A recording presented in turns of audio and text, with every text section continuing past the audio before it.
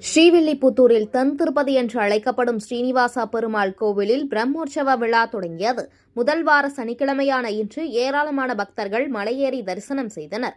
விருதுநகர் மாவட்டம் ஸ்ரீவில்லிபுத்தூரில் தென் திருப்பதி என்று அழைக்கப்படும் திருவண்ணாமலை ஸ்ரீனிவாச பெருமாள் கோவிலில் பிரம்மோற்சவ விழா தொடங்கியது. பல்லாயிரக்கணக்கான பக்தர்கள் மலையேறி தரிசனம் செய்தனர்.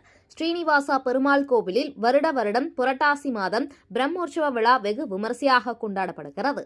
இந்நிலையில் புரட்டாசி மாதம் 4ஆம் வாரத்தின் முதல் வார சனிக்கிழமையான இன்று அதிகாலை ஸ்ரீனிவாச பெருமாளுக்கு சிறப்பு திருமஞ்சனம் மற்றும் சிறப்பு பூஜைகள் நடைபெற்றது.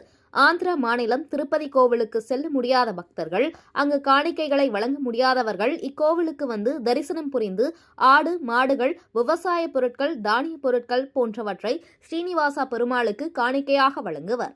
இதனால் நாட்டு மக்களின் செல்வம் பெருகும் என்பது ஐதீகம். இதில் மாநிலத்தின் பல்வேறு பகுதிகளில் இருந்து பக்தர்கள் வருவார்கள் என்பதால் மாவட்ட நிர்வாகம் சார்பில் சிறப்பு பேருந்து வசதிகள், மருத்துவ வசதிகள், குடிநீர் வசதிகள், கழிப்பிட வசதிகள் செய்யப்பட்டுள்ளது. மேலும் பக்தர்கள் வருகை அதிகரிப்பதால் 450க்கும் மேற்பட்ட காவல்துறையினர் பாதுகாப்பு பணியில் ஈடுபடுத்தப்பட்டும் 20க்கும் மேற்பட்ட கண்காணிப்பு கேமராக்கள் மூலம் பக்தர்கள் தீவிரமாக கண்காணிக்கப்பட்டு வருகின்றனர்.